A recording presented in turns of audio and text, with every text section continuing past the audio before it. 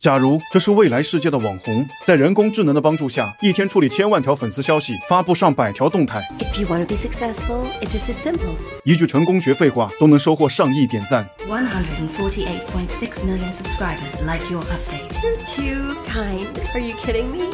I love you more.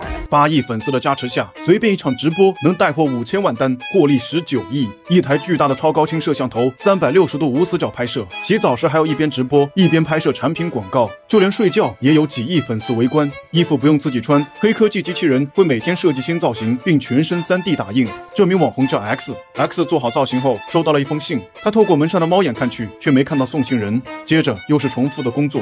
一场直播后 ，X 有10分钟休息，他想看看信，墙上却出现多个虚拟场景，可以供他来一场虚拟旅行。突然，手上的信封电了他一下，并掉到了地上。下一秒，信封像病毒一样入侵房间系统，在虚拟场景中构建出了一个男人。X 以为是故障，让系统换场景，可不管怎么换，那个男人还是一步步向 X 走来，最后竟穿过屏幕，走到 X 面前问了一句 他把带电的手插进 X 胸口，顿时整个房间电光闪烁，男人也随之消失。惊魂未定的 X 拆开地上的信封，上面浮出一个问题：你的笼子存在吗？这个问题让 X 大感疑惑，他伸出手去触摸房间的边框，幸好这是真的。当 X 松了一口气，靠上旁边的墙壁休息，整个人却直接倒了出去。这时 X 才发现自己的豪华工作间其实是个不到10平米的笼子，举目望去，这里挂满了相同的笼子。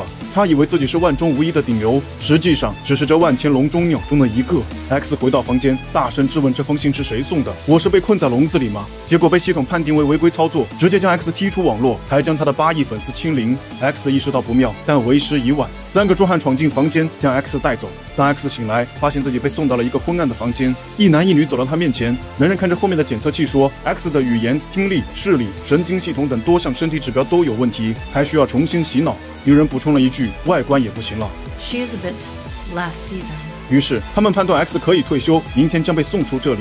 Wait, I'm famous. Not anymore. X 抬起头，发现这男人竟然就是帮他走出笼子的家伙，他似乎是被他救了出来。可 X 却感到巨大的失落。I know why the cage bird sings. 这时，他面前出现一个屏幕，向他推送了几个热门网红，并询问是否要关注。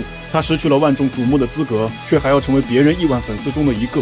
从镜头前到镜头后，一只看不见的手在榨干他身上最后一丝价值。流量为王的时代，似乎谁也逃不掉资本和大数据的囚笼。